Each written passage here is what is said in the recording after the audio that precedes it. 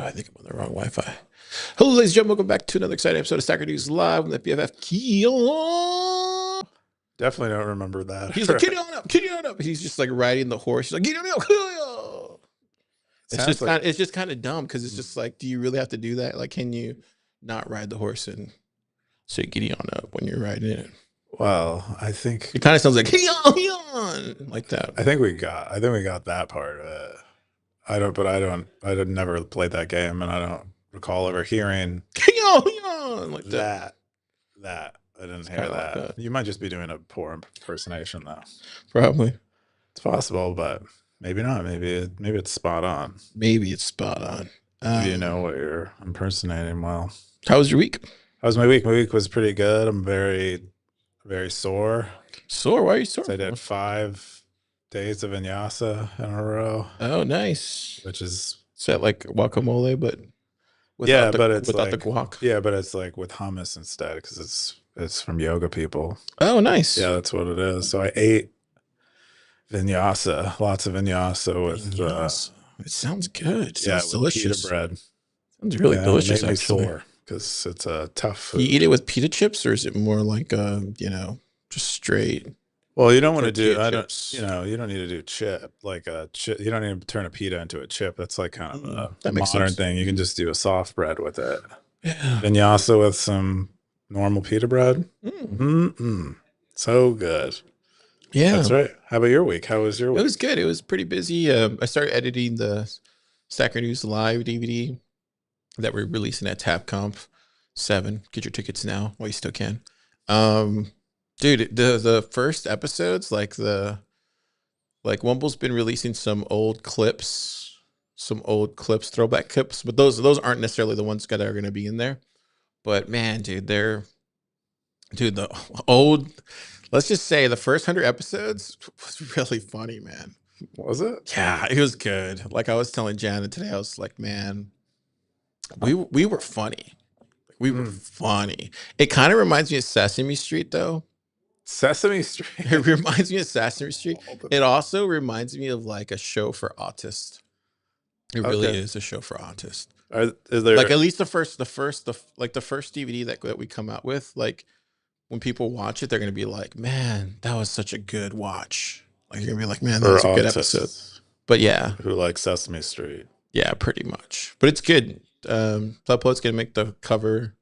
And we're gonna release the DVD at TapConf. Do we know how much it's gonna cost? I don't know yet. I don't know. We need to figure out the cost, but I'm gonna order all this other stuff today, and then I have the first edit done. I need to watch it all the way through, and then go back and make sure everything looks good, and then watch it one more time. But I was cracking up when I was editing it. I was like, that's when I knew it was good. I was like, oh, this is so funny. You told me you were afraid the first like 50 to 100 episodes wouldn't be that good. Or like wouldn't be that much in there. Did you change your mind after watching? Well, I realized like a lot of the stuff we just went off the rails. Like there's so much stuff in the beginning that you could see our how do you say that? Naivete. You could see that definitely. I think now we're just freaking jaded. We're so jaded, bro. Really? Yeah. Oh, we need to get back there. We need to get back there. I don't think we can. We're so jaded. We're so experienced now and way better looking than we were back then for sure. Oh, I'm definitely not. We're way better looking. I definitely let it go about 200%. What was I going to say? But it's just, it's good to see like old us back then. There was some things that we definitely got right, some things that we got wrong, but for the most part, I think Wumble picked some really good stuff. We dropped the green screen. What about that? Oh yeah.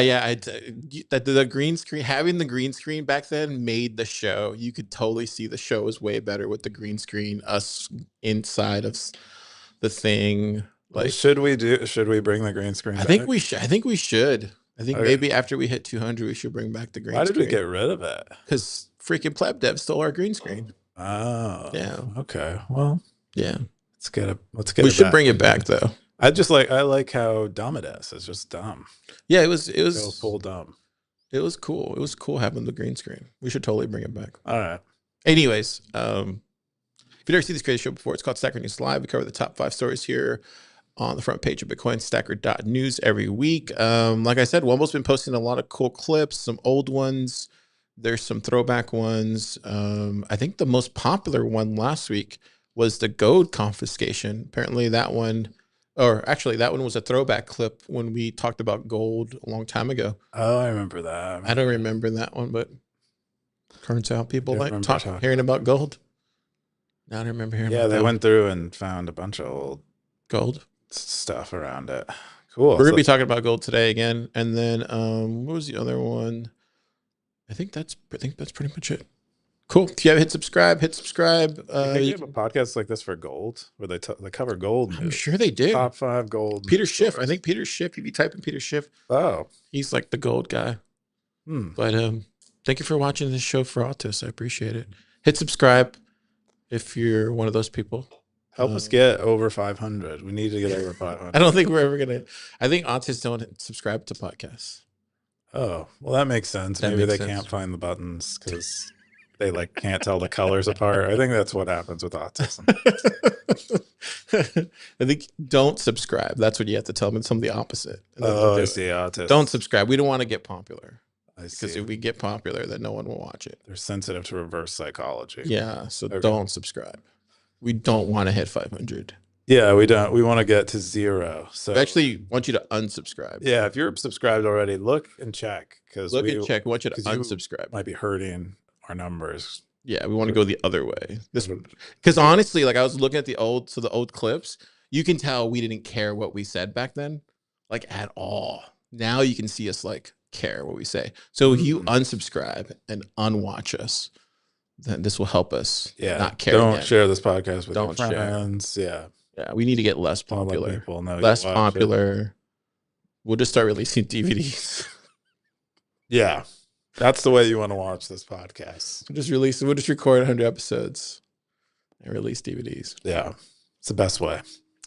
Cool. We're gonna jump into the top 5 stories of the week. The number 5 top story is a PSA from Nicholas. How do you pronounce that last name? Dewar? Droyer? Dewar? It could be something like that. Dewar?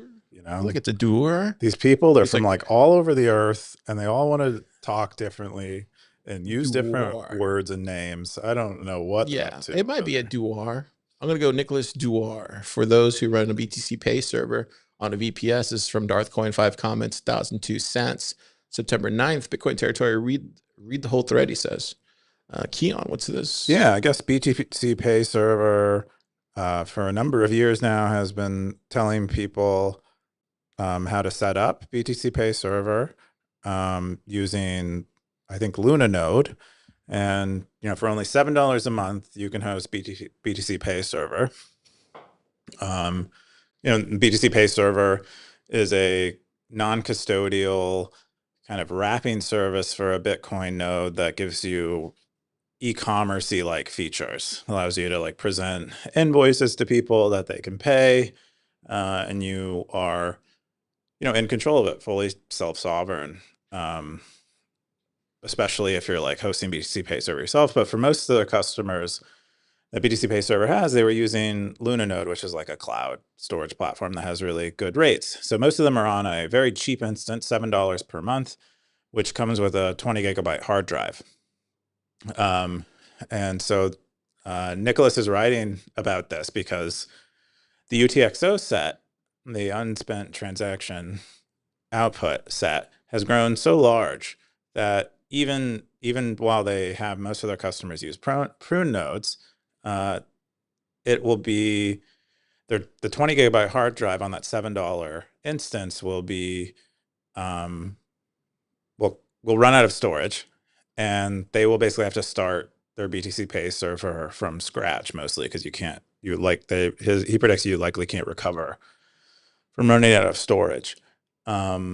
Or it will be very difficult. I don't know if he's run simulations of it, but so he's writing this in the context of the op return debate, the knots versus core stuff, filters, non-filters, and saying that because a lot of what's driving the size of the UTXO set are these inscriptions and ordinals and these non-monetary uses of Bitcoin.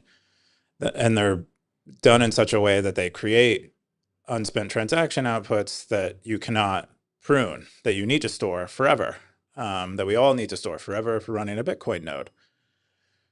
And so, yeah, so he says the op return might, you know, relaxing the op return limits might cause these people storing storage in a way where unprunable transaction outputs, they might reduce that and allow more people to run BTC Pay server on a cheaper node. So otherwise they have to upgrade to something like a $14. They have to double the cost of running their infrastructure. So he writes about that, and that's like it's a nice example for the community because a lot of the debate is otherwise kind of theoretical and ideological.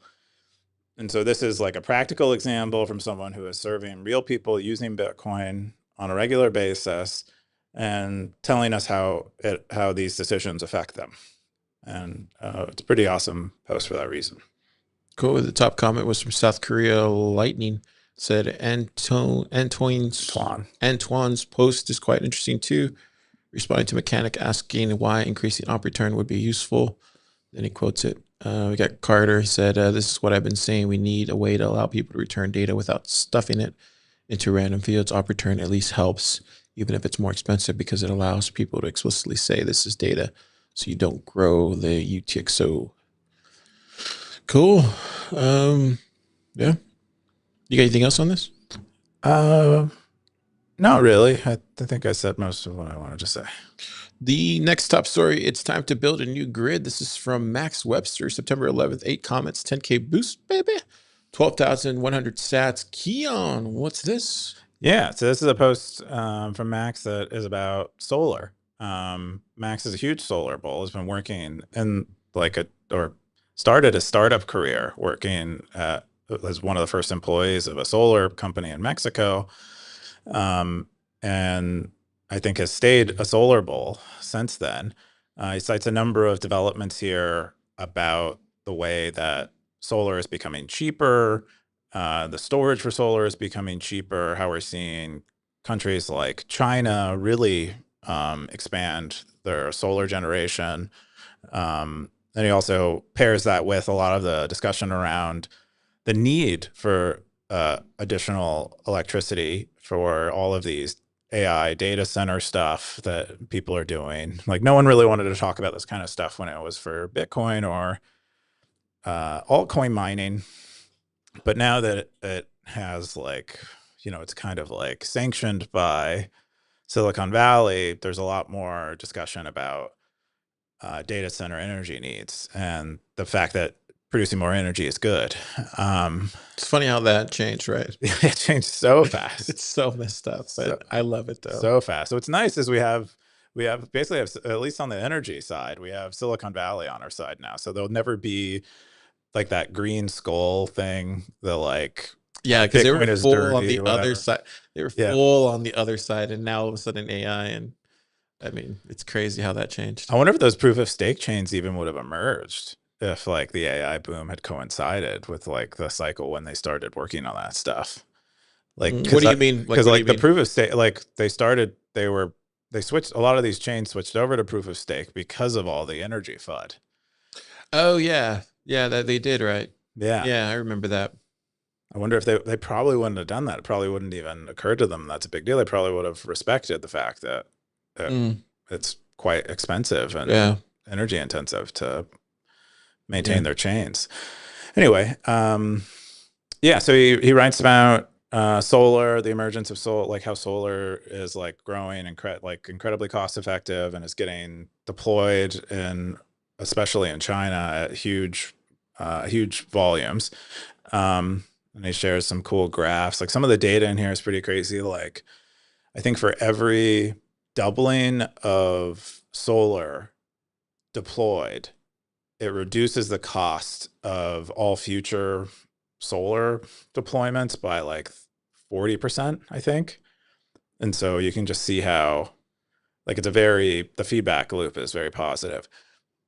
And then he also describes there's a similar trend for solar energy storage with lithium ion batteries where I think every doubling of solar energy storage that gets deployed, you get like a 20 to 30% reduction in like future deployment costs.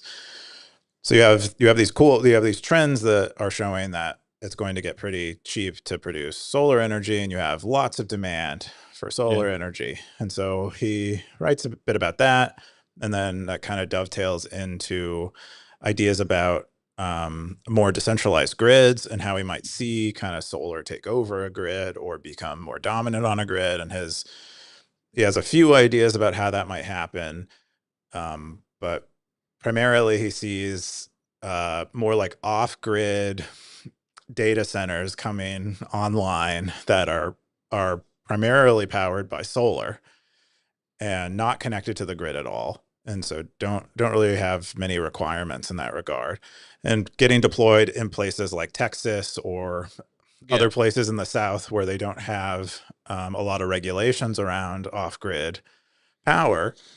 And then eventually they end up connecting into the grid and then kind of competing Yeah. in a way that they win with other energy sources on the grid. Um, and yeah, he kind of lays out his like the way he thinks it comes together over time. And I think it's pretty compelling. Like I said in the comments that I've been kind of hesitant to be a solar bull. I've always liked the idea of solar, but I've always been kind of hesitant because I don't know what the end-to-end costs of solar are, or something like wind, because no one really talks about them, because it's all like, this is green energy, it's good. We don't need to talk about anything but the fact that it's good. And that kind of puts me off as a person who is kind of skeptical of the things people say.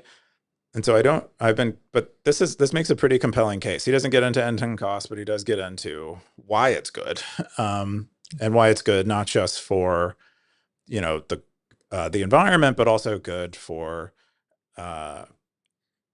freedom. People can generate their own energy, and good for people who like to consume energy because it's cheaper. I'm still not certain what the end-to-end costs are, especially of like batteries, producing lots and lots of batteries. Are Mm. those how environmentally good is that relative Yeah. to pumping a well?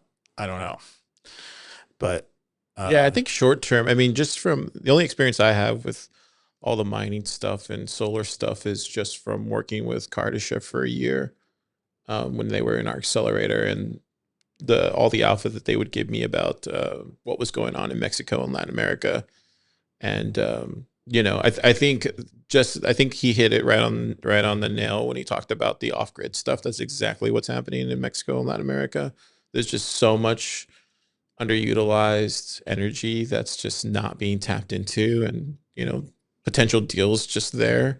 It's just somebody putting some capital to work. Really, it's all that's standing in the way of that. The other thing, I think long term, I think we got to go to the stars. I mean, I think Elon's going to do it. I think Bezos is going to do it. And I think any other startup that's thinking about doing it off Earth, I think you look at any sci-fi book, everybody talks about that. I think me and Ted always talk about that. That's where we're going to get most of the energy that we need to do the things eventually. And I think that's where hopefully we see that at least I want to see that at least once in my lifetime. But I do think I do think there's a lot of off grid stuff, but I do think if you're thinking long term, I think off Earth is where most of the energy is so going to have to come from. you're gonna put like a solar. I'm not the guy. I don't know how to do that, but I wouldn't dare. I'm not the space kind of guy. Just wondering how we're gonna import energy back I don't know. Somebody needs to figure it out. into Here you go. Here you go. We got Ted. our Ted. atmosphere. Ted, how do we do it, Ted? Probably don't. Oh, hang on. Let me make sure I got the right one. Okay. Go for it. You probably don't, to be honest, just because you've got whatever the diffraction index or whatever the right number is for the atmosphere. It's very difficult to beam energy through the atmosphere. Diffuses very quickly. So I think refract. So Okay. how do we get enough energy from like the moon, or from a traveling asteroid, or the Luma or whatever? Well, Like the how do sun's we? got a lot of energy, and if you're in space, you get more of it because you're not blocked by the atmosphere. However, the atmosphere does filter out a lot of the harmful bandwidths that you might not normally Yeah. that might not help you generates more solar in space. And also the place we'd be going is likely away from the sun. So we're actually like getting less sunlight. But in terms of like net energy and resources, obviously it's infinite in space and finite on Earth. So that I agree with you, Carl, that like that's the destination. Um, I would say my personal ethos is that like humans are kind of like a fire or a locust swarm that we just go out and consume and eat everything. So I love solar and wind and all this other stuff. I don't think that sustainability is like a valid or like I don't think it's possible, feasible. Like I don't see any sort of logical reason why that would ever be achieved. But I mean, maybe no one can know how, life kind of evolves in the future. But I think in the end, we're just going to go out and eat every possible energy source we can find. I think And, so too. Yeah. and that's a good thing because we Yeah. like life, and it's going to maybe cause the demise of the universe faster, but it's not really demise because we're experiencing it, right? And so we give things value. They don't have intrinsic value before we observe them, so we might as well go observe the shit out of everything as quickly as possible. Yeah. Yeah. I think it'll be a long time before we consume all the energy in the universe, but yeah. It's just like anything, like with anything that has enough throughput, you add another. It's like the freeway, the whole thing they say about freeways, like if you add another lane, it's just going to lead to more traffic. Yeah, exactly. It's just that kind of thought. What is the rule? There's a rule to it. I forget that dude's name. Do you know the name of the rule? I feel like you would be the kind of Yeah, person I've who never know. heard that. Yeah, there's like Javon's paradox, I think is what it is. Yeah. Where it's like the cheaper you make something, the more demand increases. So it's like or the more efficient something becomes, the more people use it, rather than like you get the same usage with a higher level of efficiency, so you have like reduced consumption and like reduced waste. You end up kind of just increasing people's usage of it sort of proportionally.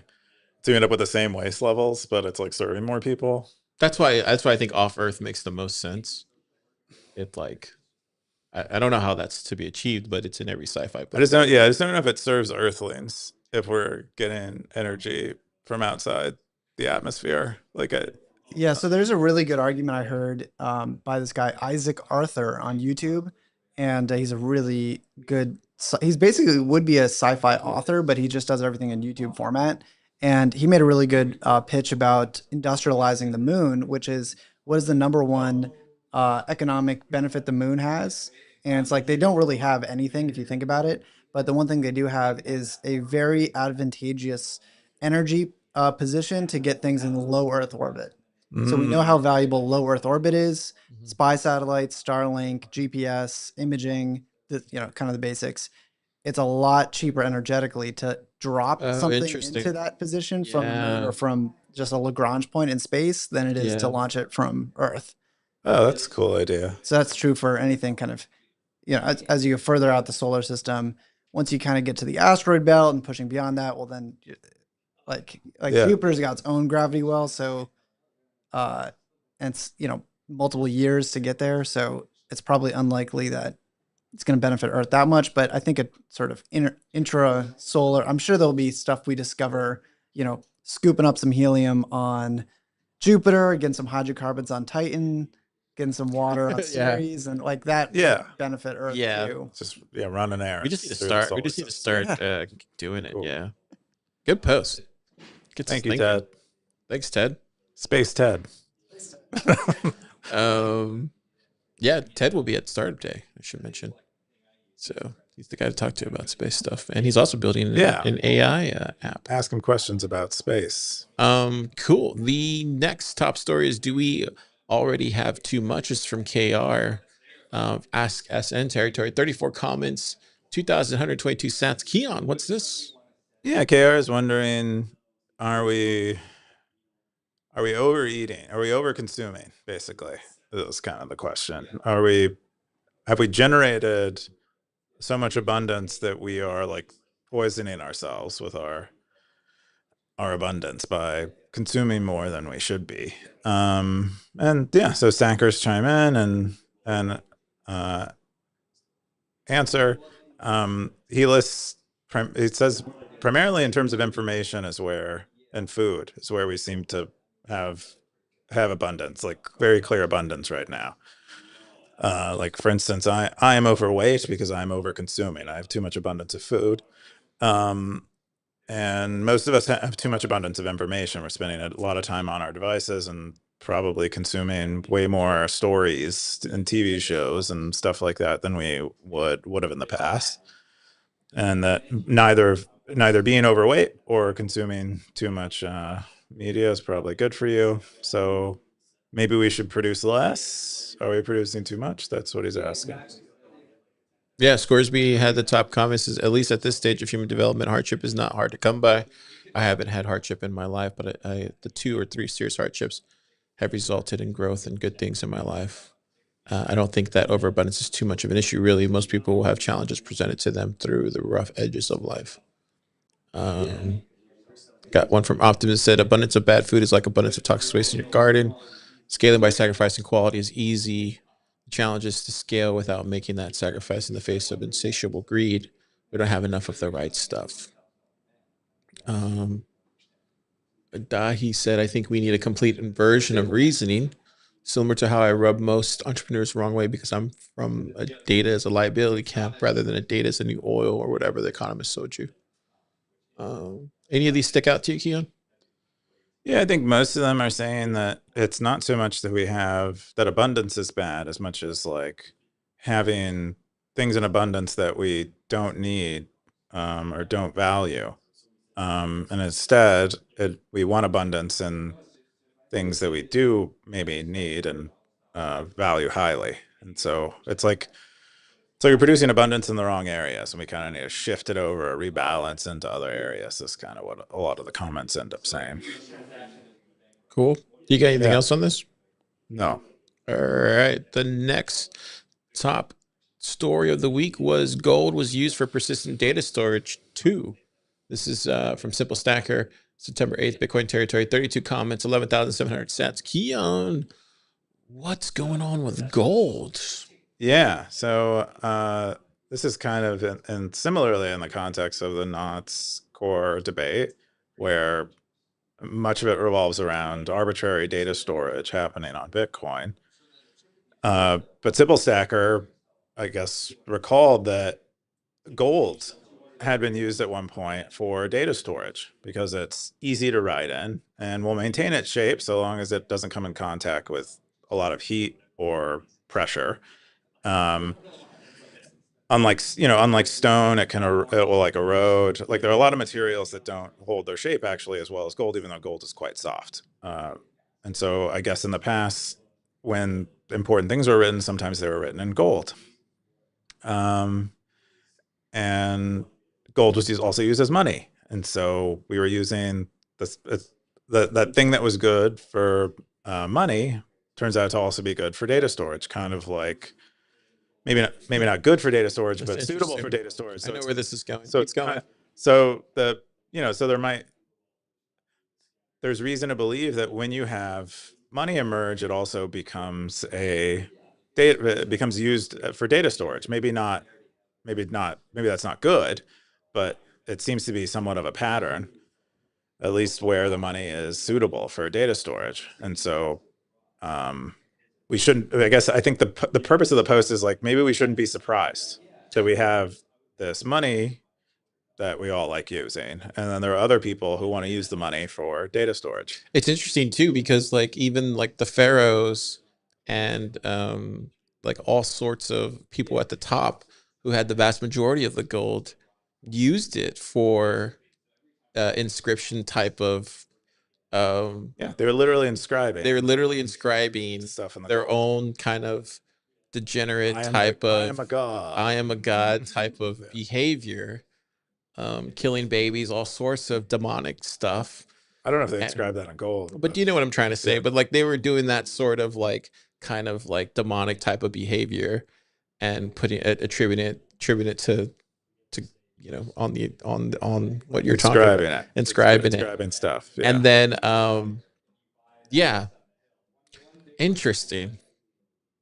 Yeah, I don't know if like I don't know if it's demonic to Oh, inscribe they were in gold. chopping people's. I They know were chopping people. I Like know they the probably Aztecs were engaged. doing that too. Like they were taking I know they gold. probably. I know you. Yeah, Yeah, I know, but I didn't mean to be graphic, but you know what I'm trying to say. they're Like, kind of independent things. I imagine. I mean, I'm not saying this is the same thing as going on, obviously, but I mean, I think you know what I'm trying to say. I'm being a little bit more hyperbolic for the podcast, Yeah. but obviously, like what I'm trying to say is like that type of behavior also happened on gold in the beginning as well too, and then um, it led to a reckoning of a sort, you could say. Yeah, I don't know if the reckoning was from them inscribing on gold, but I think it's. I think it's. Well, I don't know. I mean, because if you look at history, like there was a reckoning at a certain point, because after a while, the poors and the people that were the slaves kind of got tired of them doing that, and they came for their heads. Yeah, but I don't think So, it has anything to do with the inscribing on the gold. well, I mean, that's just kind of the spitting on the face, right? Like, it's just kind I of see. You see this as like a side well, I effect, a mean, you sign saw, of you degeneracy. saw did you see Apocalypto? I mean, you kind of saw the, I did see that a long time ago. It was a it's, good I mean, movie. it's that kind of thing. Like, it's just hilarious. I never thought of it that way, but interesting post though, how they correlated the two things. Yeah, I guess Interesting. these are called Apadana. Apadana. It's an Apadana horde is a specific picture he shows here, where I think Fascinating. it had this I inscription on never it. I thought think in about like that. 3 different languages. Sometimes things just take care of themselves. That's why I'm always just like, you know, I think I get it. And interesting. it's from ancient Persia. I guess they used it to store a bunch of coins in it. I think from like across a few generations, and like a few Yeah. different mintings of coins were inside. And I think it was meant as sort of a time capsule, which it ended I up think, serving as. And it's very legible relative to like most of the yeah. rocks that I've seen, the stones that I've seen that are inscribed. This seems like highly readable. Yeah, I think eventually like other people eventually stole all their gold eventually, and they took it for themselves. So um yeah, this is great. Yeah. It's great stuff, Simple Stacker. Yeah, very cool. What did the top comments say? Kevin said, "How refreshing to see a post related to the debate that isn't completely stupid." Hmm. Um, Zero X Bitcoiner gold can be melted down and reused. Persistent data, not so much. Oh, that's a good point. What do you think I about don't. I that? mean, it persisted from I think it was like 500 BC to now, and we had that clear picture of it there. So that it seemed to persist. I get that it can be reused and melted, But but I guess I guess in a sense, Bitcoin, even if it did have that attached, you can still spend it. So it's kind of the same thing, yeah, right? most of it is. There'll be another post I think we discussed this week where they are consolidating a lot of that dust that Yeah. a lot of those protocols generated. Cool. Great post. That's a thinker. The number one top story of the week is Merch and Chris have a conversation. What is going on here? Question mark, question mark, question mark. This is from 02855, 51 comments, 2,382 sats. Keyan, is there a debate? Yeah, I guess Merch and Chris got into a really long Twitter thread. Apparently, I haven't read the whole Guida thing. and Merch. Oh, Yeah, interesting. Chris What are they talking Guida. about? They're talking about basically knots versus core and the off Who's on the return not side? limits. Who's on the core side? So Chris Guida is on the knot side. He's a huge pro knots proponent who spends a lot of time on X debating people about it. And Merch is on the other side defending cores. Is one of the bigger defendants of core's position on relaxing the off return limits. And they get into it. I think it seems pretty productive for anyone who could find it and read through it. They seem to be treating each other with respect through most of it. Chris does some things like he thinks that the economic demand for Bitcoin as data storage is 1,000 times greater than any monetary demand, and that will be maintained into the future. And so he thinks it'll price out basically he thinks it'll price out monetary uses. And then then the other side of that is, well, if there's 1,000x times more demand for arbitrary data storage on Bitcoin than there is monetary uses, then what good are filters going to do? Aren't they going to try like, isn't 1,000 times more enough economic incentive to create routes to miners, which they have done, to get these things into blocks? And so there's a lot of discussions here that kind of get into the details of the debate, like some of the consolidation we're seeing of some of these BRC20 tokens, which are like an offshoot of inscriptions that try to create some kind of token system that mints tokens using unspent transaction outputs. So you have a bunch of UTXOs that are unspendable. We can't tell that they're unspendable. And yeah, that's kind of, they just kind of get into the weeds a little bit for people who are following it. It is hard to have this debate, and I think to discuss it and make any progress on it, because it is so ideological and theoretical, even though we have pretty good data on what the effects of both filters and inscriptions are on chain. Yeah. Cool. Looks like the top comment was from Merch. He came in. He said the special thing in quotes about runes is that they do exactly what BRC20 was doing, defining minting and transfer tokens, but it does so in op return outputs, which do not get added to the UTXO set in a block space efficient manner. So it's simply better in all dimensions than a BRC20 tokens at what BRC20 tokens supposedly do, without resulting in an incentive to create minuscule abandoned outputs. And it was created by the inventor of Ordnos, which probably makes it even more blessed in some circles. Shrug. What do you think about that, Keyan? Yeah, I think that is proper analysis. Runes was created by Casey Rodarmer to, I don't know, supersede BRC20 so that we didn't have this UTXO set bloat caused by people degenning on Bitcoin. And that, I think, intentionally uses op return because it's prunable.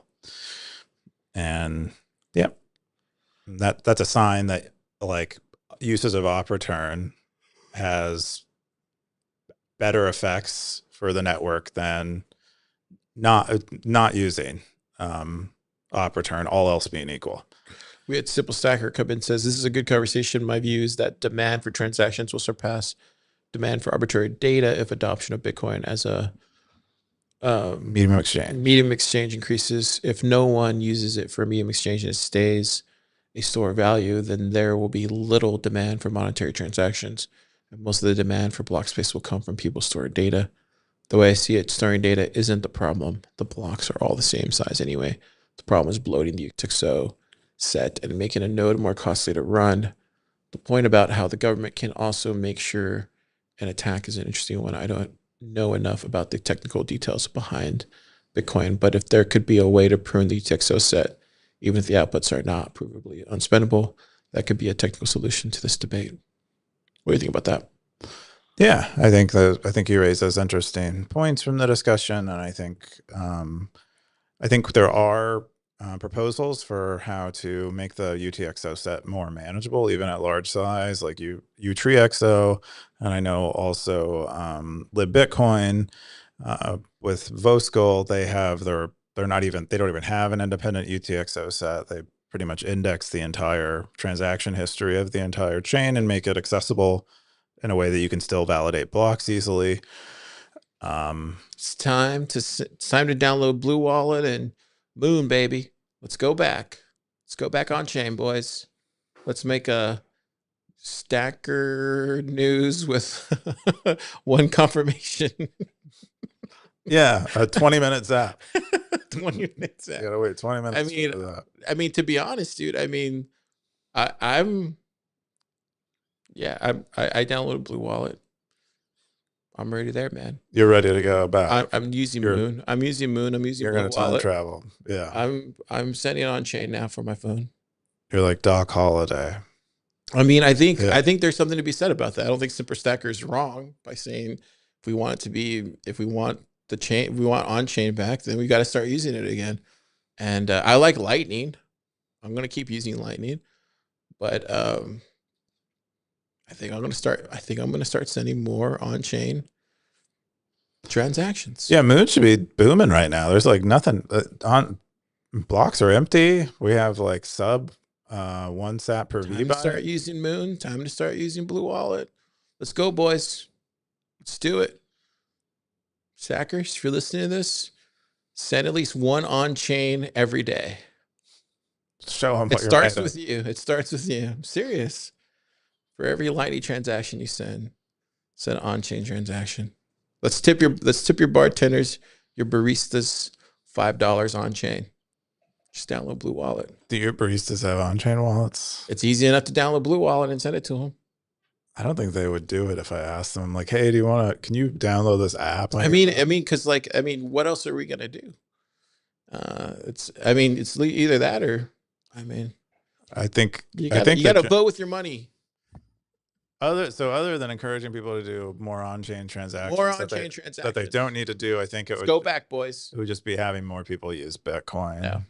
And I got Blue Wallet. It's kind of a related problem, actually, because again, the barista is not gonna download a wallet because they don't give a crap about Bitcoin. There's my Moon.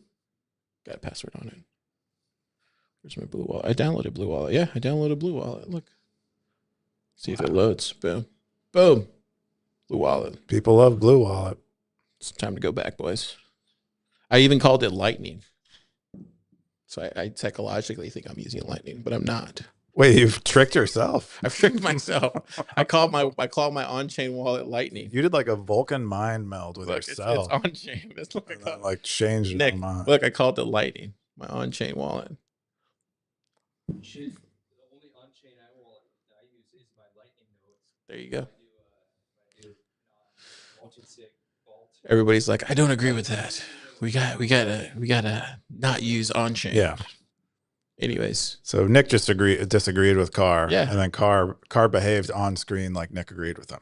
Just in case anyone missed that, I want to make we got to start with ourselves. One on-chain a week. Let's go. Let's make it happen. One on-chain a week. Let's start downloading Blue Wallet. Moon, let's make this happen. Let's get the on-chain back. You only use what? Oh, okay. L3. Yeah. He's like, I'm only using Tether. Tether's an L3 maxi. He's like, I'm only using Tether now. He's waiting for Carr to have level 3. He's like, I'm only using Tether. So is Spark an L3? Is that what custodial is? I don't know. No comment. Probably. What was I going to say? Custodial might actually be level 3. All right, Stackers, you have unilateral Stackers, if you're watching this, send on chains. Let's go. Let's see. Starts with you. Yeah, I want to see them. I want to see spikes. Let's do it. Let's see what happens. Yeah. Let's use the full force of Stacker.News. Let's get your sister Katie to warm up that. Let's do it. Let's warm up that Blue Wallet. It's just you see Blue Wallet just shoot up in the App Store. It's like, what is going on? Did Taylor Swift did all the Swifties download Blue Wallet because she tweeted it out? That'd be hilarious. Wait, we're gonna get Taylor Swift to tweet this? Hey man, if we get Kelsey, if we get Travis Kelce to download Blue Wallet first, since an on-chain transaction, he might be. He might be. Somebody send the tweet to Travis Kelce to get him download the Blue Wallet. I feel like, and then we'll get all the Swifties to download a Blue Wallet. We'll take America back that way. I feel like being with Taylor Swift is a full-time job. I feel like you don't have time to even study Bitcoin. You think so? Yeah, I feel like you're just kind of like overwhelmed by. I don't know. I feel like she's a pretty independent woman, dude. I feel like you wouldn't even have to check in with her sometimes. I don't know. Usually people are like independent. Have you ever dated an independent woman? All the people that have you dated an independent woman before? I think so. Have you though? I think so. When did you date an independent woman? I think my wife is a pretty independent woman. Okay. So will you check in with her all the time? Do I what? Do you check in with her all the time? Like not all the time, no. Okay. So you saying you don't like you saying like she's like Taylor Swift? But my wife is not Taylor Swift because Taylor Swift has like Taylor Swift is like there's almost like a world figure. She is a world figure. She's basically like Putin, you know? Or Putin that can sing and dance. And has a few platinum records. Right, so like a big important person like that, like being a partner to someone like that is probably exhausting. Even if they're quote unquote. I feel like you're digging yourself into a hole right now. I don't think I am. Come at me. A female Putin. All right, we're gonna move on. Yeah, let's get on. Let's get on with the show. Yeah, so let's jump into AI Bitcoin this week. So this week we had Optimism posted this week in AI, September 1st through the 7th. There's a lot of talk about everything here. I don't know if you saw, he talked more about jobs, but my favorite two posts here, I'm going to show you how long this was. Holy Yeah, do crap. you look at this? I do look at it. I didn't even read more than a handful of these. It's really good. I picked out two of them. The first one I wanted to bring up was this one. Is college university still worth it in the era of AI? This is from Stacker. He said, sure, maybe for things like medicine and some other professions. But other than that, in this day and age, with all the ways to learn and white collar workers under threat from AI, is the juice really worth the squeeze for most? He says he doesn't think it's worth going to college. Keyan, I ask you, what do you think? I mean, if you're going to college, I guess to make money, that would I think change things. If you're going to college to like because you think it's a great way for you to learn more and be better as like a person or at the things that you want to do in life that maybe aren't directly tied to making money, but usually do result in you making money, then I would say you can go to college because you have structured in there. They have built-in mentors, you have built-in peers, you have kind of a path to go to achieve excellence. It's kind of really nice. It's a very convenient way to learn something. That's one of my biggest criticisms about people who are like, college is retarded. Everything's online. It's like, have you tried to get a 4-year university education online? It's very hard. Some people can do it. Yeah, some I people think aren't that self-motivated either. some people need more structure. I think Mhm. that we talked about a great post on education a few weeks ago, maybe a month or two ago, where you can broadly put most learners in 3 categories, where some of them don't need much structure, some of them benefit from structure but don't need it, and then other ones who need a lot of structure. And so the people who don't need any structure at all, those are like 5 to 10% of the population. It's a very small percentage of people. So I am I think depending on what you're studying, depending on who you are, depending on the context and stuff, I think university is still worth it. I don't think university goes away. I think it's still worth it. I think if you're going after like a regular job like nursing or anything like that, I think it's definitely still worth it. Dentistry. If you were going to be a stuff like that. programmer, would you go to college? I don't know. I'm not a programmer, so I don't know. What do you think? You're a programmer. I would still go to college. Okay. Yeah. I think if you're going to do like IT stuff or like anything in like systems administration or like computer stuff, I would say 100% yes, because maybe you can get all the same information elsewhere, but there's just nothing like a good experienced person who probably has experience in those networks and that industry that's going to be able to point you in the right direction. Like, and then also too, you can always just try it for a couple of years. If you don't like it, then you can leave, right? Yeah, you can always come back too. So you can go the Yeah. other way where you don't go to university, see what it's like without it, and then try to come back. I think the biggest problem with the university stuff is just more like all the lame classes they make you take. Like I think that's kind of what Elon says about college. It's where they make you do the stuff that's really not gonna benefit you or your occupation, right? Yeah. I mean, it's still good to take some of these stuff, but it's just like you should be a little bit more lenient on it. Yeah. I think the main idea is that it kind of rounds you out as a person. I think college was like originally conceived when most of the people who were going to college were like very wealthy and kind of didn't need to be concerned about money. They were just kind of trying to become better aristocrats. Right. Yeah. Yeah. And so some of the requirements seem to kind of echo that earlier period. Cool. The other one I thought was really interesting was the art and artificial intelligence. This was another one inside of the AI Bitcoin post that Optimism posted. This one was is it the end of human creativity? This was really interesting. So I read through this one this morning and let me see if I can, I translated. Cool. So it just talks about how like artificial intelligence is going to start seeping into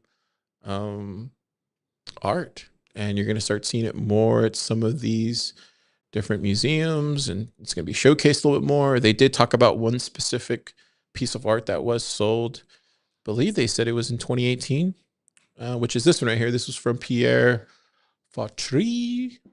It was called the Edmond de Bellamy. This was an AI generated portrait in 2018 that got sold almost immediately. I Looks think like it said, yeah. crap. When a work created using artificial intelligence was auctioned at Christie's for the first time, which sold after more than 6 minutes of bidding for 380,000 euros. Shortly after, the same happened with Memories of Transience 2019 by Mario Klingman, which sold at Sotheby's for 46,450 euros. And then it goes on to talk about how artificial intelligence has actually converged in this new kind of creative field. And then they kind of show different like installations that were created with artificial intelligence and how artists are interpreting it and using it in their collections. Really fascinating stuff. Definitely recommend reading. It's a really short read, but it's a good post from, it looks like it's the Madrid Museum of Art. Keyan, what do you think about this kind of stuff? Well, it looks like the ones that they talked about being sold or maybe bought on like a historical basis. Like I own the, The first one, yeah. the first fine art painting that was done by AI because it does not look good. But I could see someone wanting to collect that and collect early pieces of art that were like, especially before the LLM stuff. I don't know. I think you can complain about this kind of stuff or say it's destroying art or doesn't have soul or whatever. I bet you could find similar arguments about the switch from like oil paints to acrylic based paints. And all technologies, I think, upset people in a way. And I think art is not defined, I think, by the medium. So if they're using AI, I think they can still produce art, and someone will, if they're good, if they have taste, someone will value it. And yeah, that's what I think. I would be interested to ask you a question because it popped in my head. Obviously, there's going to be like if you have an artist, like an already famous artist, and then they do like a AI generated type of portrait or something, or incorporated in some way that's a useful tool or whatever. I think obviously it's going to sell. But obviously there's going to be like if you have an artist, like an already famous artist, and then they do like a AI generated type of portrait or something, or incorporated in some way that's a useful tool or whatever. I think obviously it's going to sell. All it did was produce art, and then the person who's the artist then uses that to create the art. Not saying that he's using ChatGPT 4 or OpenAI. Maybe he makes his own version of that or whatever. But is that possible to do? Yeah, I think you could see people doing that. I think there was an early AI company that focused primarily on images. I forget their name. It's been so long because all the LLMs now are like multimodal, and can do images and video and stuff along with the LLM stuff. But I think they're called Stable Diffusion. Maybe that's the technique. I forget exactly. But they were focused specifically on generating images and art. But I think you'll see, lots of specialization. And I think the like terminal state of a lot of this stuff is us creating intelligences to suit our own needs perhaps on like a per need basis, not necessarily a general intelligence, but perhaps very specific ones. That's like kind of the agentize everything kind of view. But I could see that happening just because it's useful to have constrained devices. Like I don't know if I want my pet cat to have an IQ of 220, like I kind of like that it just kind of wants to lay around and purr and get pet. And, maybe I prefer it could use a toilet, but that's about it. Yeah, that's kind of where my mind went to when I read this. Was like I could see a world where these places have their own sort of like, I don't want to call it a chop shop because that kind of feels a little bit slanderish, but their own sort of creative like LLM of a sort that creates the best works, and then they release it in their own kind of like where the art is the LLM, the exhibit. Or, they release it with their own exhibit, and then it's like, and then that's just another. Maybe it's with other artists as well, but maybe there's like a certain lane where it's just like it's doing its own thing. So I could see that kind of like what's similar, like what kind of Spotify and some of these other like music people are doing already with like they're creating their own musical artists and then kind of lumping in with the rest of the. So you can kind of see that like I can see that kind of happening. So See that. it would be interesting though to see how that's gonna play out though, but because I can see people also getting tired of that or not wanting that too as well. Yeah, I could see that too. But yeah, it got me thinking about all sorts of things when I saw this. Yeah, I just haven't listened to much AI music. I wonder. Maybe I haven't and just didn't know. But I would negatively affect it, I think, if I knew it was like not a human being. It's like, who am I connecting? Who's on the other side of this? Because I kind of feel like when I'm listening to music or art, I'm always thinking about like what's on the other side of this medium. Yeah, that's why the in-person stuff is far more important these days. I think, at least for me, that I've come to realize, like the in-person stuff is. I think it's going to be far more expensive to do in-person stuff than it is going to be to like do the virtual stuff. I think it's just going to go even higher and higher and higher. Like, I think people are under. What do you say? Like, I think people are over on the other side versus this side. If that makes any sense. Yeah. Yeah. Anyways, we'll see. The other one I wanted to. I think that's all of them. Yeah, we're gonna jump into Wumble's picks. Wumble's picks. Wumble's picks. Wumble's picks. Almost fixed. Was it Wumble's picks? Wumble's picks. This is Wumble's picks segment. Keyan, this is do not see BTC pay on-chain receive transactions as Bitcoin beginners territory. Picture room, 7 comments, 401 sats. Wumble's picks. This is one that Wumble picks every week here on Stacker.News Live. Wumble does all behind scenes stuff that you see. It's all magic. It is pretty magical how he does it. Yeah. So this week it's about this post triggered it, which gets to something we call the gap limit problem, which is a problem that you will encounter when you have loaded something that we call that you load an extended public key into a watch only wallet or some other system, and you do not see all your transactions in it. And that's because this XPub allows you to take your seed phrase and extend it into multiple addresses, because in Bitcoin, you do not want to receive to the same address more than once for privacy reasons. So each address is kind of new. It can be a new person, and that's kind of the way it appears on chain, and that's good for your privacy. So we have these things called derivation paths, which are specified in your XPub and allow you, using this specification and in the XPub, to generate an unlimited amount of receiving addresses from just this little piece of information. And the problem that occurs is that a lot of these wallets, they have what is called a gap limit, where if for some of those addresses you have generated in this derivation path, it's like you can imagine you're hiking along a path and there are sandwiches along the path, and let's say you don't eat 20 of those sandwiches. The software assumes that you did not continue on the path, because anyone who went on this path would eat those sandwiches, really. And so it kind of stops and says, this person did not continue hiking on this path. And so it's the same with these addresses. These addresses got generated and they weren't consumed, they weren't used.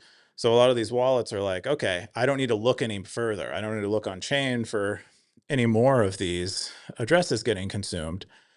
And so you end up, oftentimes you'll like export, you'll have like BTC Pay server, and it'll show all of these transactions, or you look on chain and it'll look like I have more money than this watch only wallet, this blue wallet. Say I load my XPub into blue wallet. Mm-hmm. My watch only wallet is not showing all of these transactions that I have. It's showing that I have less money than I do. It's because it had a gap. You had a gap in your derivations of addresses that were unused, and it stopped looking for them. So you usually have to say, oh, you know what? I skipped eating 30 sandwiches on the path, not 20. So you need to actually look 30 sandwiches along the path, and you'll see me continue eating sandwiches later, and then you'll know where I am. So it's kind of like that. Wasn't there? I remember. Wasn't there a wallet? I forget whose wallet it was, but they discovered this like when they were building their wallet, and then I think we talked about it, and it was like, I think Zapprite had their own. Zapprite wrote a blog post about how they solved the gap limit problem. I think even Mutiny might have written a blog post yeah, about the gap about limit. how and then how like most people don't realize this. Um, Interesting. And I'm sure Unchained has written a lot of posts about this, right? Yeah, it comes up all the time. I think this was like when I clicked on this link, I was expecting to go to another post where a guy had the exact same problem a few days earlier than this post was written. And Natalia wrote a post about the gap limit problem where I think their BTC Pay server showed that they had the money, but then they had a watch only wallet, I think in Blue Wallet, that did not show it. And it was just this rectifying this gap limit problem. Usually it's a configuration setting in your wallet where you can tell it how big a gap you might have. Yeah, and I think there are like optimizations you can do around it if you're a wallet developer. That's crazy. Like, you would think, and I don't mean crazy. That's just crazy that because most people don't know this, but you would think like we would be working on some of this stuff, like as some of this stuff that that you think would be more important for people that are trying to, you know, Yeah, I don't know. I mean, that's just this would be a huge UX improvement if someone could make this problem go away. But I think fundamentally you can't really do much because again, the path is infinitely long. Like the path, the possible, you have to, if you're developing a wallet, you have to choose at some point to not look at every possible address that could be generated because there's infinity of them. And so you say, if I come across 20, maybe even 300 addresses that were derived and all of them are empty, they were never used. I don't need to look at infinity addresses because I know it's highly unlikely they have 300 unused addresses. yeah. So that's so I'm not sure there's a great. So is it just solution. set up by the wallet by default, or just depending on what wallet that you're using? The gap limit itself, yeah. Each wallet has their own limit. I think the default in most wallets is around 20. Why so low? Just I because think they don't expect you to receive that many. Yeah, to get that many invoices or to generate that many invoices that are unpaid, I think. And I think it's not, and these are typically, it's usually a result, I think, of a bug in the software that a gap even occurs. Because the addresses can just be, if you generate an address, it should be, and it doesn't get paid, it should be used to pay for the next invoice.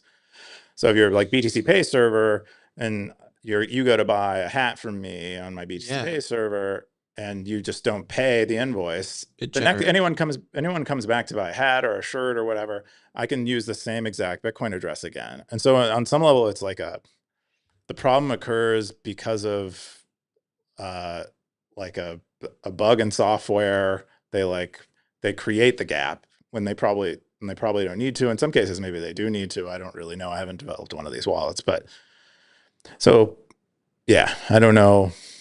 Yeah, I feel like I feel like be a bigger gap though. I feel like most people just probably moved on from working on Bitcoin on chain at this point. They're just like, we're done with it. I think there's a lot of people. This is just, I don't think such a low priority. They're just like, who cares? Yeah, I think this is like such a low priority thing.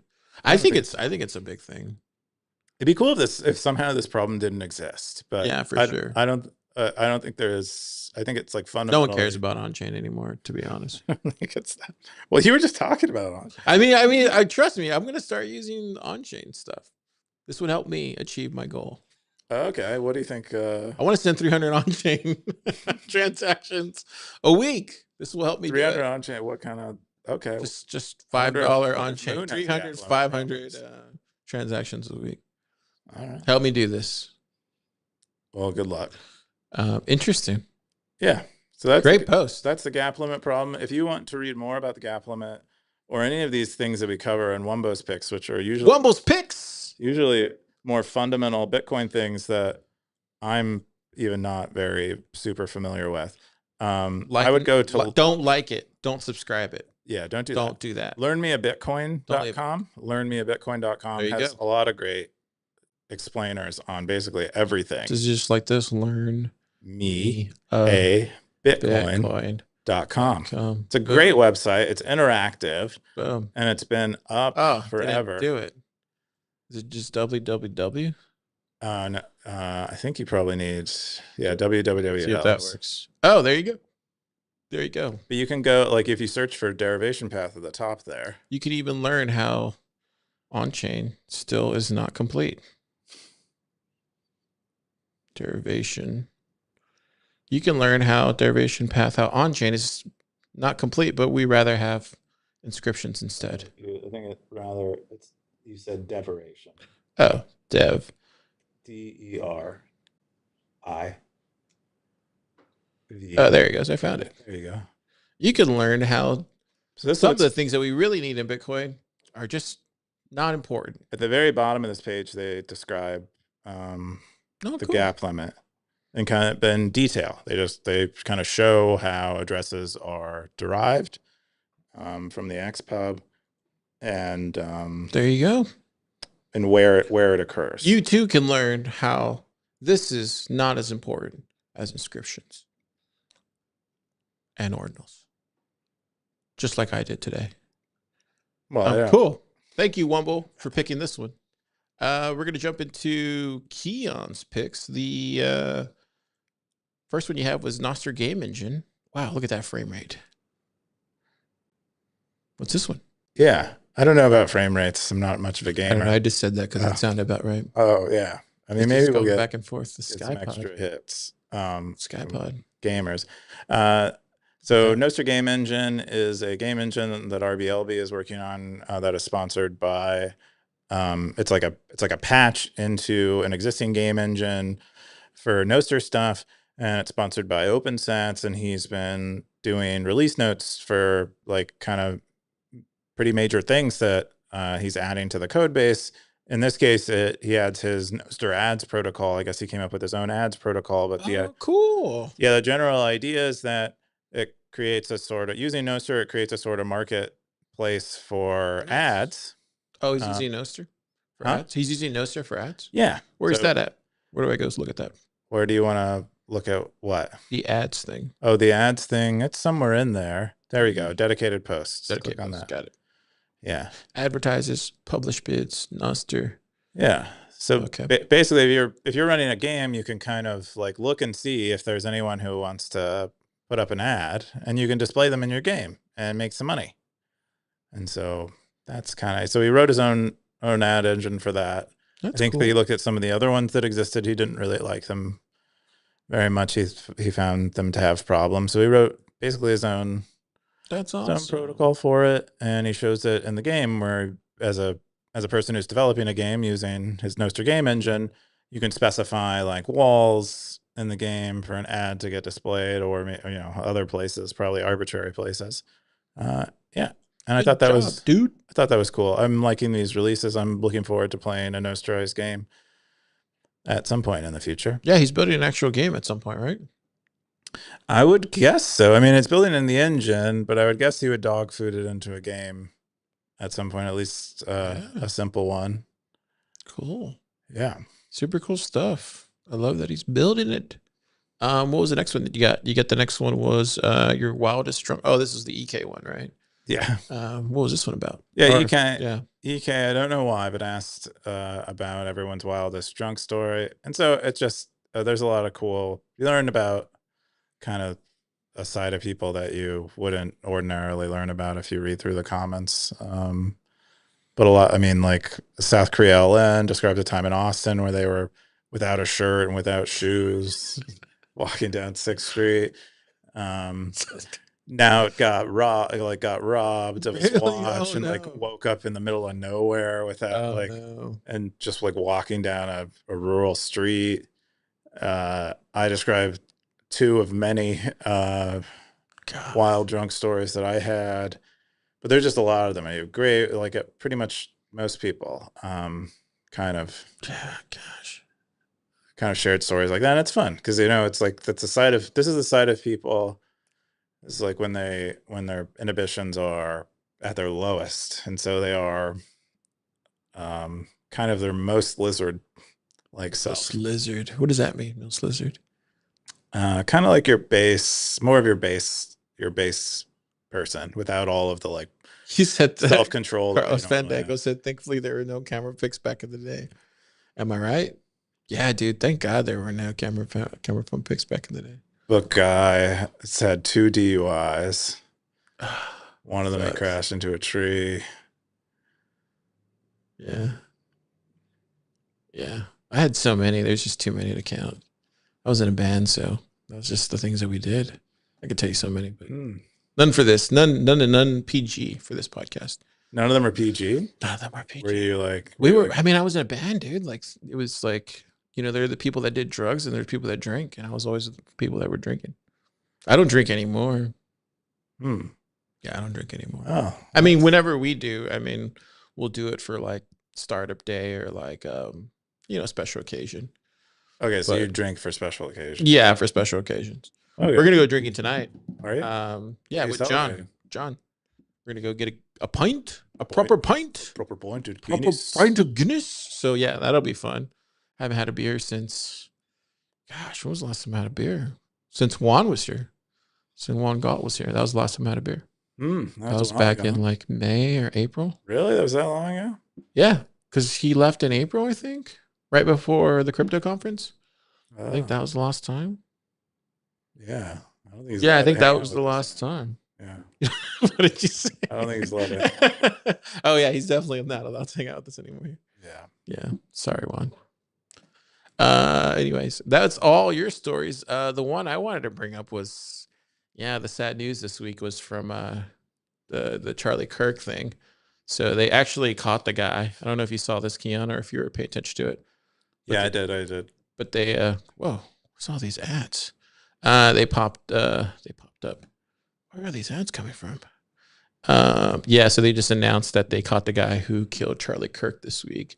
I had never even heard of this guy, Charlie Kirk, to be honest, until somebody brought him up in the lab. I'd seen him around. I didn't even know he existed. And then somebody was like, no, he's the meme guy. And I was like, oh, that's him. And then that's when I recognized his face. But yeah, really sad story. Left behind a family, kids. Tragic, dude. Just so tragic because like I can imagine like his what's going on with like the family and stuff, and now the kids are gonna grow up without a dad, and like the amount of yeah, just I just can't imagine like what that's gonna do to the kids growing up and how that's gonna yeah, it's just sad to see whenever some kind of tragedy happens in a family like that. That's the type of thing that like sticks around for generations. It just doesn't like it just doesn't stop there. It's like generational hurt. That's the tragic thing about it. The only reason I know that is because my grandfather happened similar, something like that, where he got shot. Oh. Yeah. So that's a generational thing that'll like stick in the family for years to come. You mean just as a story, or like your parents were? That was what my parents would tell me. I see. Story, yeah. So Yeah. like that's where I'm saying like that's a thing that'll like it's like a story that they'll tell for generations. So I feel sorry for the family and for the kids, and it's just sad, dude. It's so sad. Really so sad. yeah, so they caught the suspect. The suspect in the killing was identified as Tyler Robinson. He's being held without bail on several charges. He's not talking to investigators, apparently, from what CNN's saying. Apparently, the father became convinced. So the 22, he's 22. He was 22. Was the shooter was after seeing photos shared by authorities, and then that's when they turned him in. The suspect initially balked at surrendering, but then was persuaded to talk to a pastor who works with law enforcement agencies. The sources said. So it was like it was divine intervention there. Investigators discovered a bolt-action rifle wrapped in a towel and inscriptions, including one that read, "Hey, fascists, catch," were engraved on the casings found with the rifle. Yeah. So that's basically what happened. That's him right there. Looks like a normal dude. Normal kid. Sad. The, Sad for him too. Whatever got in his mind that made him want to hurt someone. yeah, I mean, because it's like, he was psyop too as well, like on the other side of whatever he was thinking, and it's too bad that he also fell into some darkness as well too. Yeah, I don't think, Because it said they said his people- dad was a sheriff too as well. So I mean, I feel bad for the parents too as well. I mean, I'm sure the parents don't feel happy about that, Hopefully so- they collected the prize. because I don't know if you've ever had a sibling or a family member that's done something horrific, but that's not a reflection on the siblings or the mom or the dad. That's just Sometimes it just happens. Sometimes Sometimes it it's is just- a reflection of the siblings and the mom and the dad, but sometimes it just happens. sometimes it just happens. Yeah.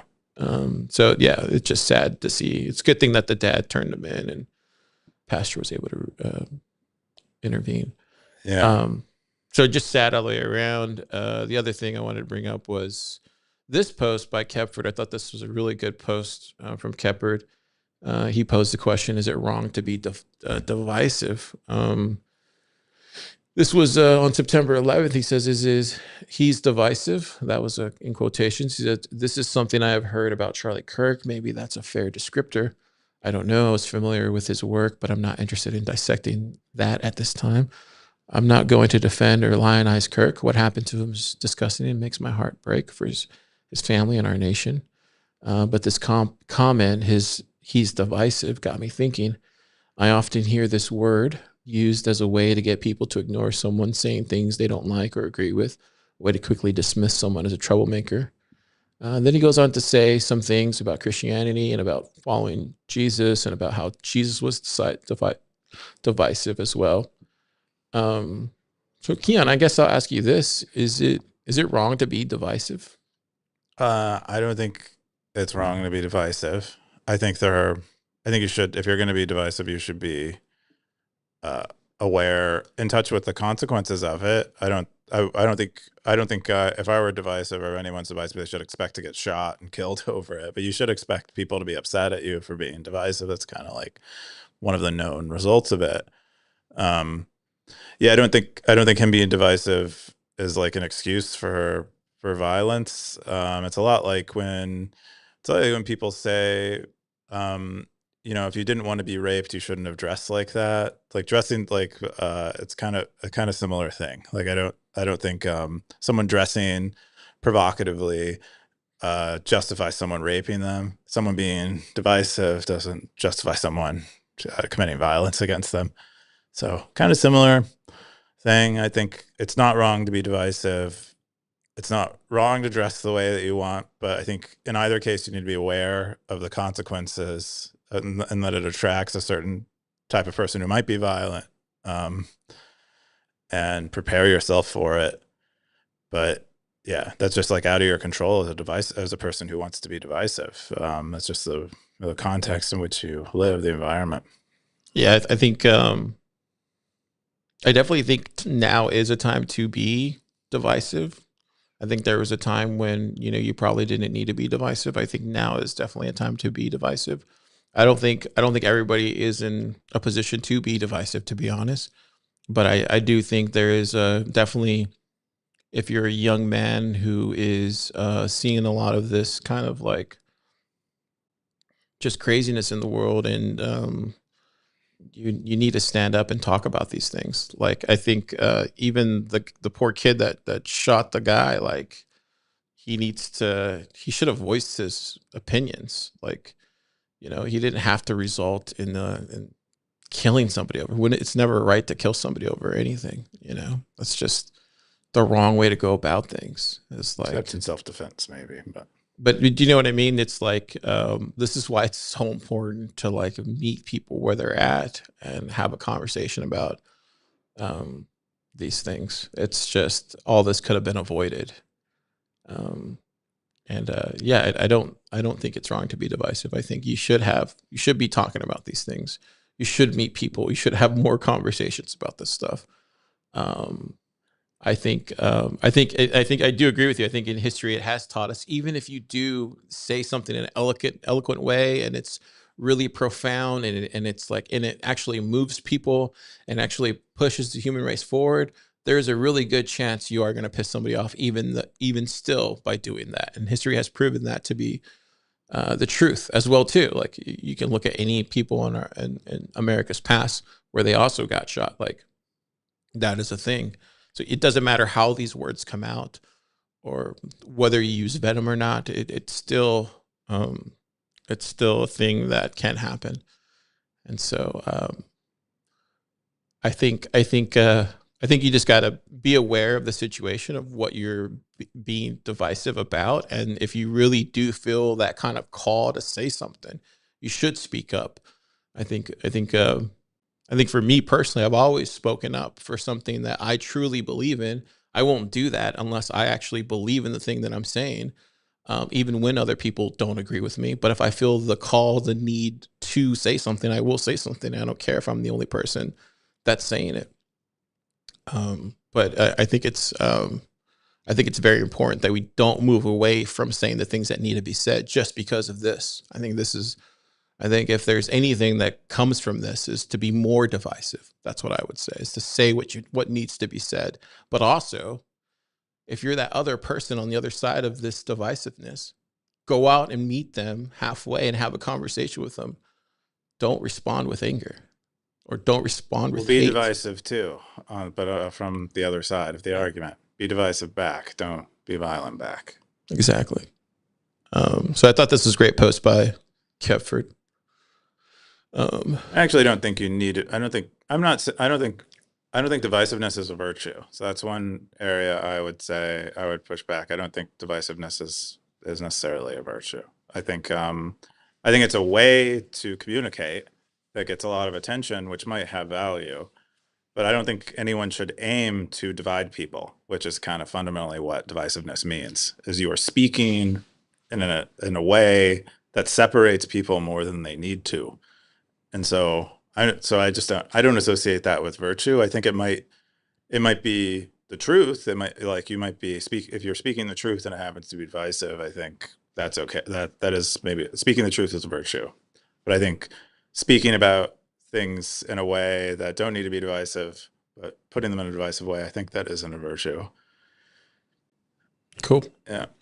That's all the stories that we had this week. I think the other stuff we're going to get into is pretty much the zine. Or should we do I guess we should do the grand prize winner. Oh yeah, So there was meta. two. We're Yeah. going to get into meta stuff now. So Stacker.News Fiction Month prizes. So this was given out according to Zap Rank. So the top, I think it was like for that month, the things in Zap Rank that rank the highest. The top 10 got 10,000 sats zapped to them. I'm surprised Real Bitcoin Dog is not in the number one there. Oh, he is though. Oh, is he? Okay. Yeah, talent show shakeup. It's right there. Oh, okay, there you go. Yeah. So, This one. yeah, I don't.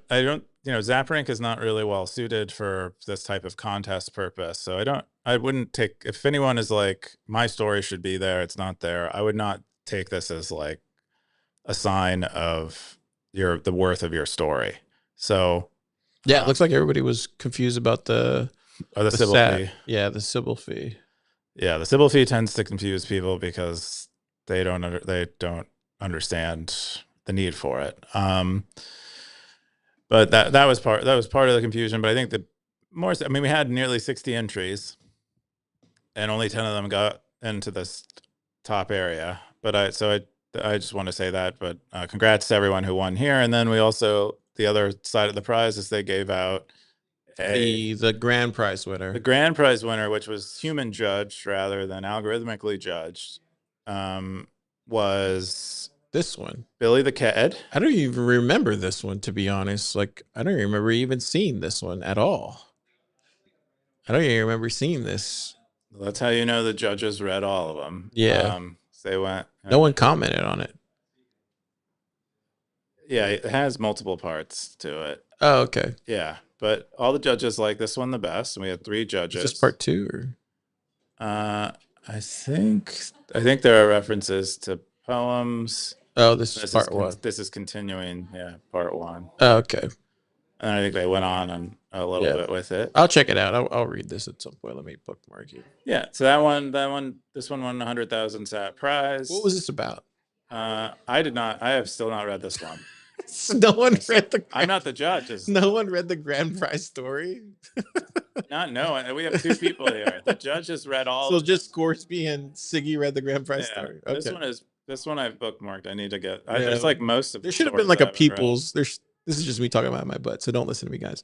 There should have been a People's Choice Award, thousand sat People's Choice Award. That's kind of what the Zaprank one was. Oh, okay. Yeah, but it's kind of hard to do. Yeah. Zaprank measures things that aren't intended to be measured. I guess everybody liked the Billy the Kid one, or Siggy, and looks like Siggy and Scoresby like Billy the Kid. Supposed. They all read all the stories and they decided this was the one that I think met the details of the prompt best and that they liked the most. Yes. Yeah. Pretty cool stuff. I think my favorite one was Real Bitcoin Doggy's post. I think that was freaking awesome. He really kept it. He really kept it professional. I don't know if you saw any of his posts. Let me see if I can go to it. Where was it at? He kept it professional with all his posts. Where is it at? Let me go here this week. I think he talked about his. He also references himself in the third person, which you guys share that in common. Where is it at? Yeah, right here. He said he goes 9th place acceptance speech. He goes Real Bitcoin Dog wins top 10. Talent show shake up Real Bitcoin Dog. Yeah, he goes honored. He goes, I'm honored to be in this group. He's basically said that he had to do a lot of polling to get up there. He wants to know if you actually read his. Did you read his thing? Did you read his? He wants to know. I read a handful of stories. Did you read his story though? I did not read his story. Are you going to read his story now that he placed number 9 though? Because like it's a big deal, Keyan. Like he's number 9. I'm not sure that obligates me to read the story. It's when I see people talking. It's like when you talk in third person, I like zone out. I don't hear a word. I don't hear a word you say. It's like this guy is on one. Something's going on. I don't. He's Real Bitcoin Dog. I mean, you got to do the same thing you did last week. I'm just saying. Keyan is not going to read your story. He just my plan is to go through and read. I mean, most dude, of them, he talks about Stacker.News the whole way through. That's even worse. Dude, it's actually a really good story. It could be made into a movie. I don't want to read a story about Stacker.News. It could be made into a movie. Literally could be made into a movie. I wouldn't be surprised if Real Bitcoin Doggy gets optioned for this story. Wow. But Netflix might pick this up. That's what I'm saying. I don't believe you're telling. I think you're being silly. It's all silly. It's all silly. Anyway, I thought this was great. He even tried to get. He's got abs now. He even tried to get Pleb Poet to read it. Apparently, she did. Yeah, talking to Pleb Poet, she's upset. She thought Real Bitcoin really was cheating a little bit. Why? Well, because he like went on to Twitter and he's like, comment on my. Oh wow! Comment on my post. I'll zap you. So he was like, doing like fake engagement stuff. I mean. Sounds like he needs to do that for you. It's like excluded. It was not part of the rules that you couldn't do that. Shoot. Anyways, really good stuff. I think it's fantastic that Billy Kid won. It's fantastic that Pleb Poet got 2nd and 3rd, right? I think so. Yeah. Fantastic that she won. All the other winners, Real Bitcoin Dog number 9, might get option as a Netflix story. You never know. And just Keyan is the only one that hasn't read it. Definitely won't. I think most people probably haven't read it. I'm not even sure you read it. No, I did read it. It's really good. Even Gray Ruby read it. He's in the story. Well, Gray Ruby and Real Bitcoin Dog, they're almost like undisciplined in Gray Ruby. They're pretty great. Thick as thieves. Anyway, we're gonna jump into Pleb Poet Zine, number 25. Keyan, did you check this out? Yeah. So we have the zine now. It has a yellow cover and white pages. Looks really good. Yeah. And there's a game in here.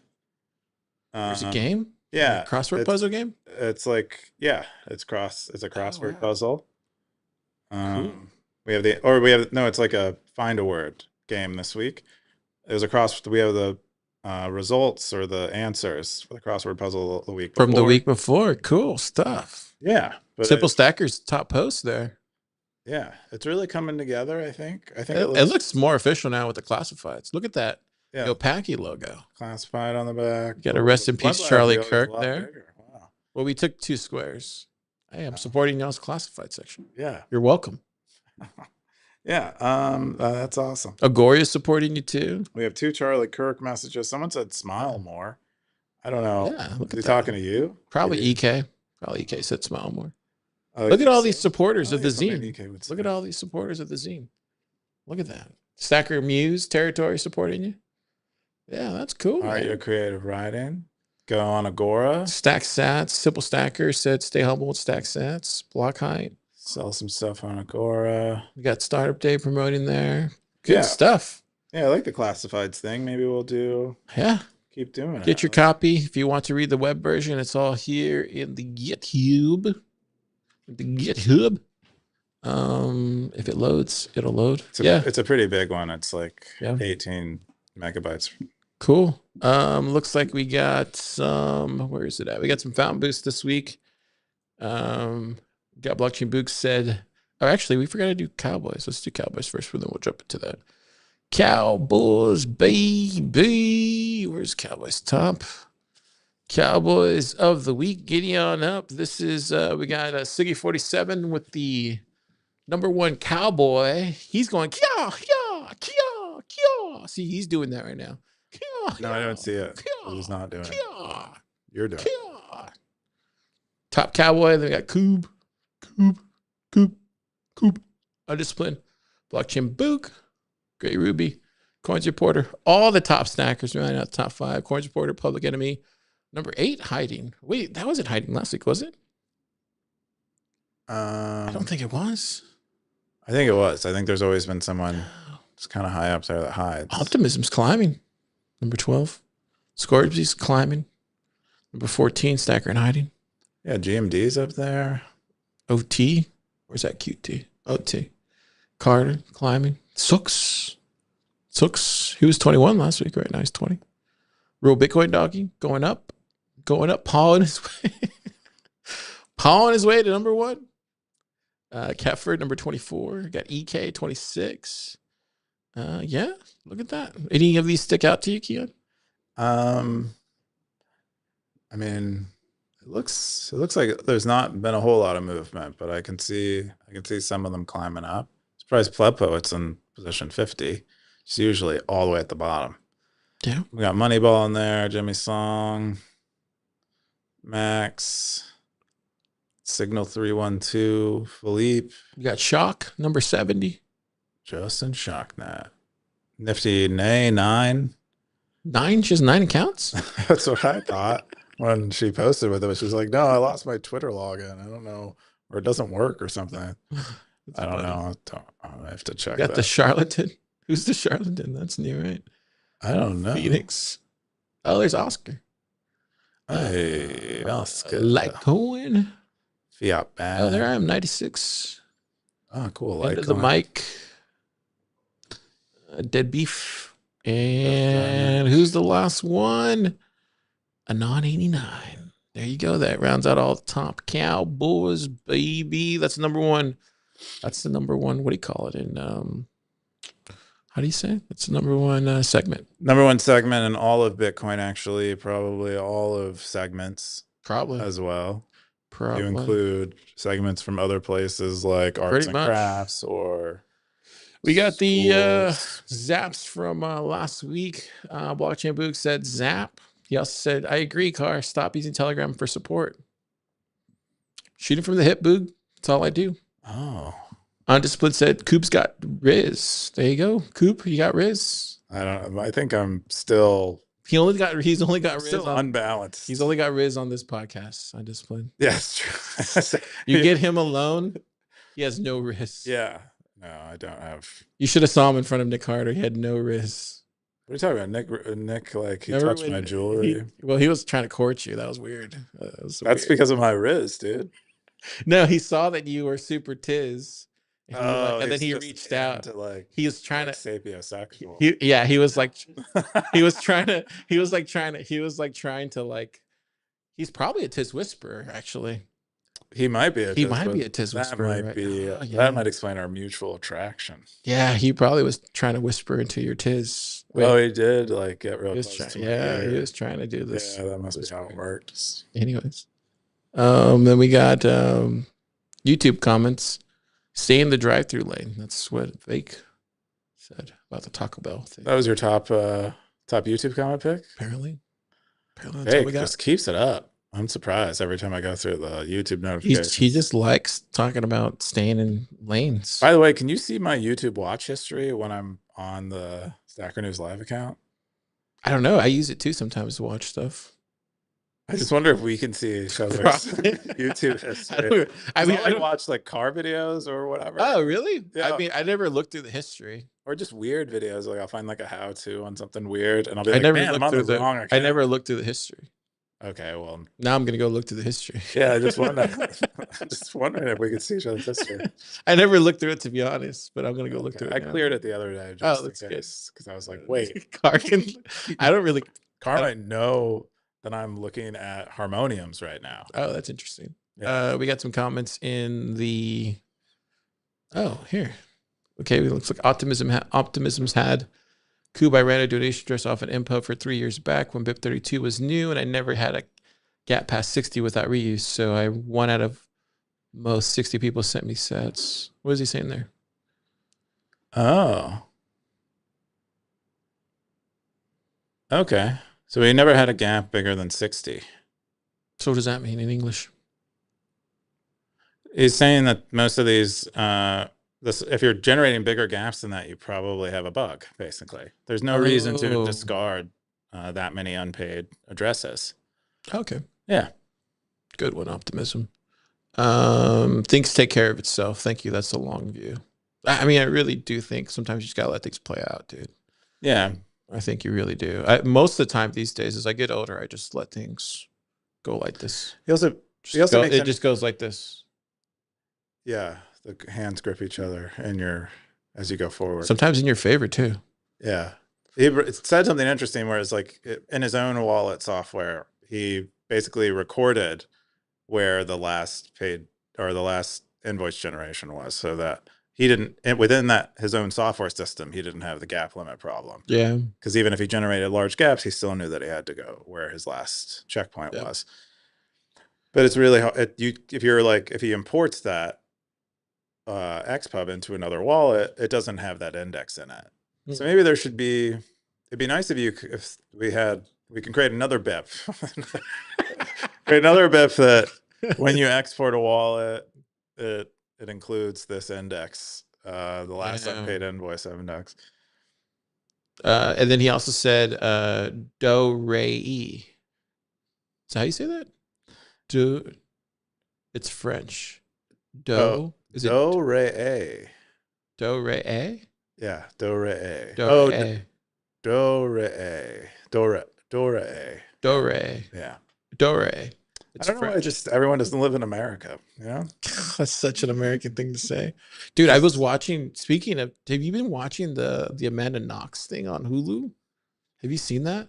The Amanda Knox series? No, I don't know. What that's crazy. Is that like a true crime thing? No, so the Amanda Knox story was a big thing, or at least for us probably, because I don't know if you ever saw it. She was the exchange student that went to France, or was it Italy, I think. No, Italy. And then she got convicted of the whole crime, and then they kept her murdered her boyfriend or something. No, like some other thing, and then she got convicted of it. Dude, so they made a Hulu thing, a true crime series. Yeah, it's really good. I was watching that. I don't like true crime. I was watching that this past week. The last one I watched. I don't like watching that stuff, but I felt like I had to watch that just because it was like right around the time when I was like coming up, and I remember hearing about that all over. You came up. No, but you know what I mean? Like it was like right around the time growing up where I was just like, all you heard about was Amanda Knox and this all kind of like that. So I was like, I feel like I know this person, even though I don't know this person. The last true crime I watched was Jinx. I really liked that, but yeah, I don't know. Everything else is like it's too much. I don't like, they're so focused on the negative. Yeah. It was too violent. Like I had to close my eyes on some of the violent stuff. I was just like, I can't watch the violent stuff. I just closed my eyes. The other thing was really cool. They have a new Alien series. What? They have a new Alien. Oh, series. they had an exhibit for South by Southwest here for it. Dude, the Alien series, the first episode sucks, but as it gets better, like it gets actually pretty good. It's actually a pretty good. It's only like 6 episodes long. Okay, It's actually really good. I didn't know about that. Yeah, I'm gonna run out of Star Trek episodes at some point. that one's good. So the best thing I've seen recently though is they made a Predator movie, but it's like an anime or like a cartoon thing. Dude, it's so good. Like if you can get over the fact that it's a cartoon and watch it, it's so freaking Is it good. done in an anime style where it's like Yeah, it's hyper-realistic? like a realistic version of it, but I don't want to give anything away because like if I give anything away, it'll like ruin everything for you. You're better just watching this like cartoon of Predator and not knowing anything. That's the best I could do for you. Because if you watch it or watch a trailer, you're gonna ruin it. Because I didn't know anything. I just knew Predator, cartoon, watch it. And I did. And I was just like, as I was watching, I was like, whoa, did not see that coming. And then it was like, whoa. And then at the end, I was like, oh, snap. It's like, I'm here. Anyways, Stackers. I have too much tiz for animation. Yeah, me too. But Most of the time. dude, it was Stackers. If you're listening to this, watch the Predator thing. I was gonna do a review on it, but I feel like that would just give up too much. Anyways, Well, you let them know. That's all the posts this week. Make sure to send your on-chain addresses. Make sure let's take the on-chain back. Let's really do this. Don't suffer the gap limit problem. Don't suffer the gap limit Save the problem. last invoice index. Be divisive. What else did we learn this week? Artificial intelligence. Yeah, don't let AI take your art from you. And stay in school. I think that's what we learned. I think that's everything. Yeah. Don't let AI take your seat. And